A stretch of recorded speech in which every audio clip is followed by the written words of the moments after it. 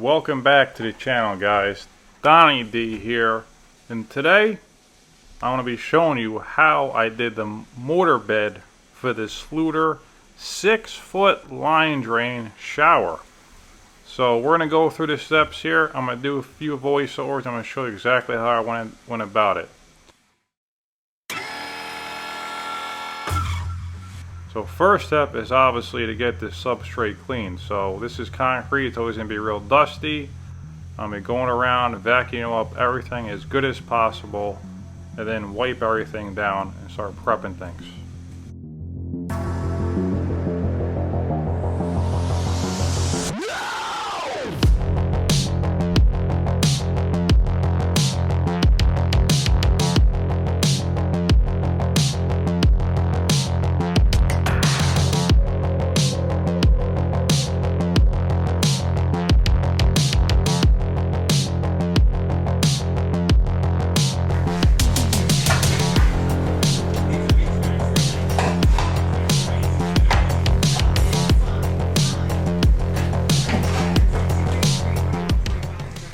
Okay, now what I'm going to be doing is just dry fitting the 6-foot Schluter drain here. So I got everything cleaned up. I got my drain in here. What I'm going to do is I'm going to check the slope to make sure we're still good, which I was. I didn't really have to make much adjustments. And what I'm doing here, if you notice, most of these drains come with the white foam that supports it underneath. In this case, I couldn't use it because it would be too high, a little bit too high. So what I'm doing here is I'm just going to set the metal flange right down. I'm going to show you how I actually bonded it to the subfloor. So I'm checking for levels, see where I have to make adjustments. So I put the mortar down, I know where to put more or less. And I'm also going to pre-cut the PVC pipe for the drain. And then we'll go from there. So I got my straight edge on there. I'll put my level, see how we're looking here. Okay, another thing to mention, which is important, is that Schluter gives you the coupling to connect to the PVC, but in my state, New Jersey here, they call for a no hub fitting. Essentially what that is, instead of just having your worm clamps on a piece of rubber on top and bottom, you have a metal sleeve. You can see that it's on the concrete floor. There's a metal sleeve, and that just holds a little bit better. And when you tighten this thing down, I see a lot of guys just using a flathead screwdriver. You really want to get yourself a torque wrench. Now you go to a plumbing house, they make special pre-calibrated torque wrenches for clamping down these worm clamps. So I think it's about 30 to 40 foot-pounds. I'm not sure the exact number, but it's made exactly for torquing these down, so that way you have a nice tight connection with no leaks. And make sure you go about that and do it according to your state requirements.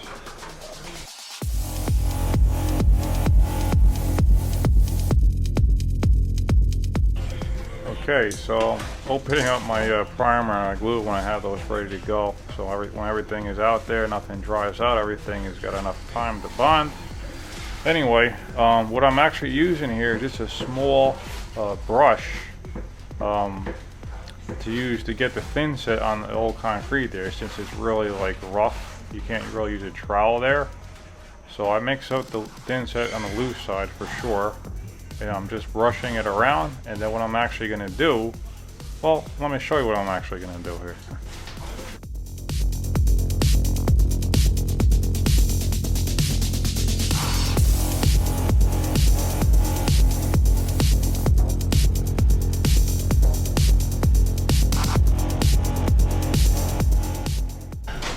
Okay, now I got my mortar mix, also known as dry pack, deck mud. Plenty of terms for it, but it's a mortar bed what we're using here. It's sand and cement. I'm actually using Mapei 4-to-1. That's my favorite mud, you can say. And what I'm doing here is I'm packing back against the wall there, because that back part of the metal flange is about, I don't know, about 3/4 to an inch. And I really can't get behind this drain, so it's tight to the wall after the fact to pack it. So I'm going to put it there, and I'll put it slightly higher than it needs to be. And with the consistency, so the consistency of the mud is real important here. I'm not making it like I would for the rest of the shower base. I'm actually making it looser.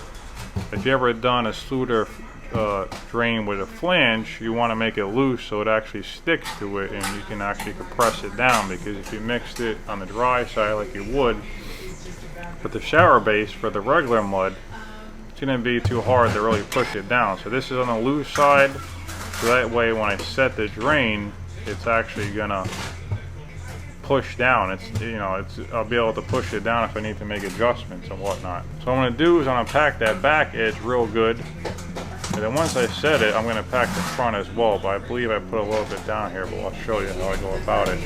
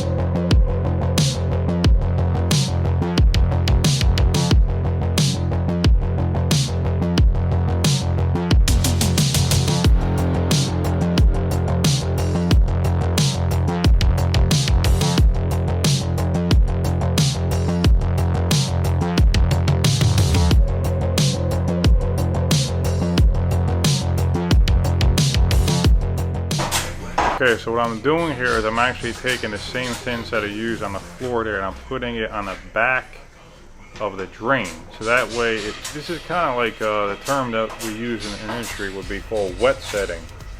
This is done with tile still to this day in other countries. So you basically put a thin set on your substrate, if it's a concrete floor pile, whatever, put on the substrate and then put your mud down, and then you put thin set on the back of the tile. So this, I'm essentially doing the same method on this Schluter drain. So I'm notching out the whole perimeter of it, so that way it bonds to the mud and everything is completely supported, and I can get the drain exactly where I want, because you can't do this after the fact, especially on a concrete slab.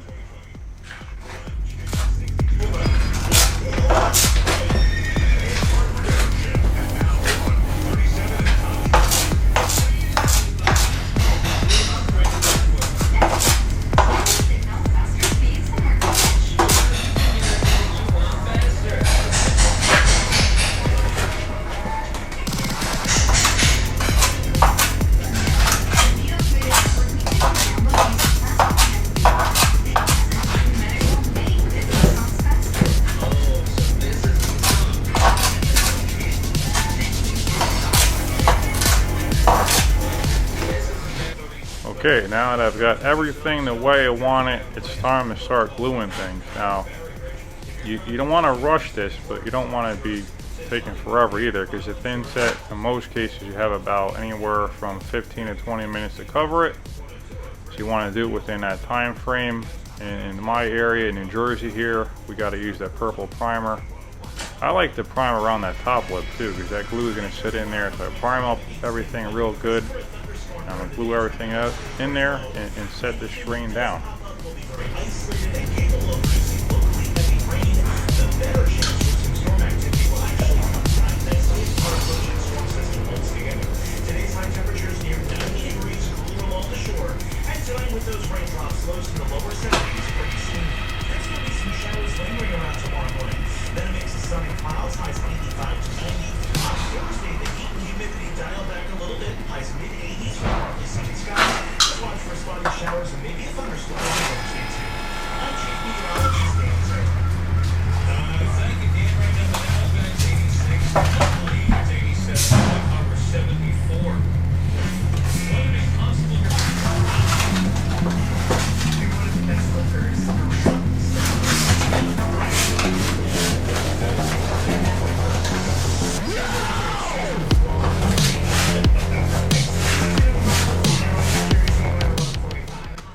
Okay, once you got the glue in, you got everything set, you really want to hold the connection in there for about 30 seconds. That's what most of these PVC manufacturers, call for. I believe I'm using Oatly glue here.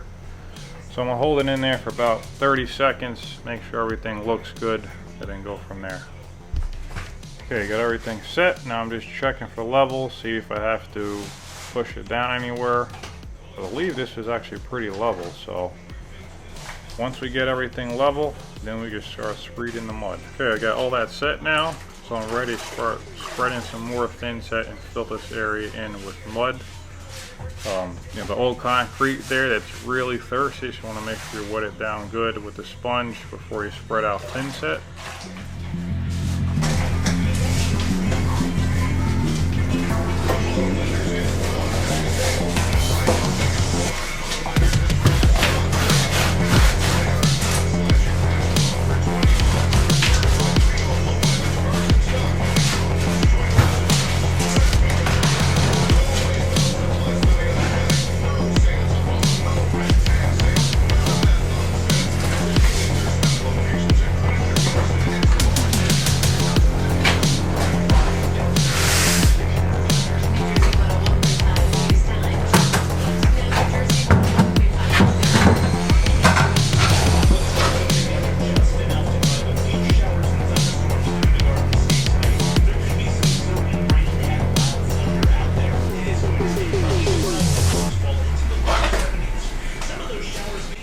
Okay, so I got my mud spread out. Now you want to pack under that flange real good.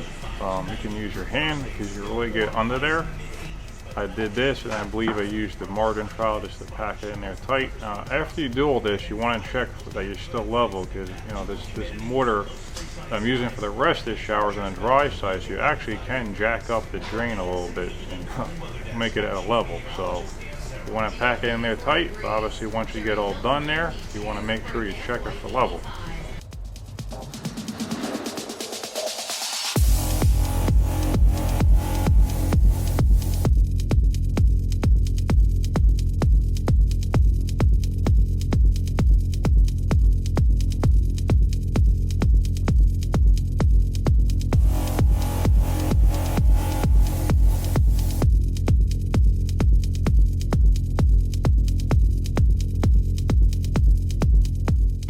Okay, same process here. I wiped down the whole concrete there. I'm going to spread out my thin set using the brush again and fill in the whole area with the mud.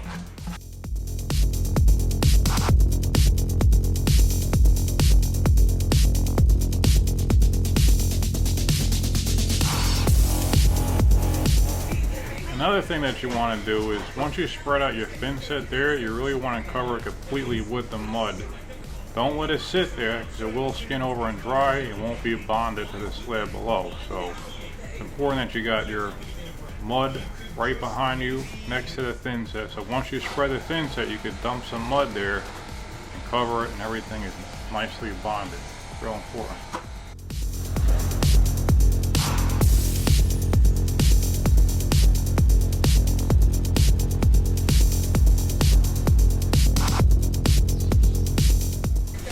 Okay, now we are ready to start screeding out the mud here. So if you didn't know, the edge of the outside of the shower there where the self-leveler was poured, that's going to be one of my screed points, and then the drain itself will be my screed points. Now, in most cases, I like to just use a template for the drain made out of plywood, foam board, whatever you want to use to the same size as the drain, height, width, thickness, the whole thing. Then I come back the next day and pop it out and then put the drain in. But this is on a slab, a little bit different situation. So I use the drain to screed off of, and I put a piece of tape there, and you want to obviously be real careful because you don't want to cut the curdy. You don't want no problems with that.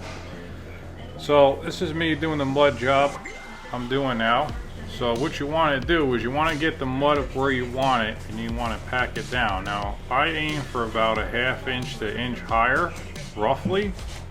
So you don't want to be too much lower than that, because no less than about a ½ inch, 3/8 or so, because as you start packing the mortar down here, it's gonna tighten up and it's gonna get lower. So by the time you pack it down, you should be a little bit higher than the screed points, and if you're not, then what you need to do is take your hand or trowel and basically start over, because once you pack that mud down, you need to screed it out. If you just put more mud on top of it, it's not going to bond to each other. You really have one shot, so if it's not where you need it to be, it's not packed good and it's not to the right height, then you should really dig out those sections and add some more mud. Don't just put it on the top of the mud that you just packed down, because it really won't bond that well to each other. So get it where you need it, pack it down, and then, you know, this is doing mud work could be a little bit more difficult if you have to screed out some screeds, you can say, with the mud, using straight edges and levels, and then use that as your screed points. So my screed points here, like I said, is the drain and where the self leveler is on the outside of the shower. So that makes things a little bit easier. So when you screed, you just got to make sure that you screed to those areas and don't miss them as you screed, because then you're going to dig into areas that you don't want to dig into. And that sounds like it's a pretty, you know, given thing there, but I see a lot of guys, they go off their screeds, they end up with low spots, and you know, the whole point of this is, when you do mud work, is to get things exactly where you want it. And if you don't, then, you know, really, what's the point of doing it? So take your time, make sure things are packed down nice and tight, and you don't have to whack the hell out of the mud, but you definitely want to pack it down, okay? I like to use a wood float to move it around and pack it down, and then once I'm all done here, I'll show you, you know, clipped on the end there. What I like to do, I like to just take my flat trowel and smooth it out. So I'll show you the whole process here. Just stay tuned for that.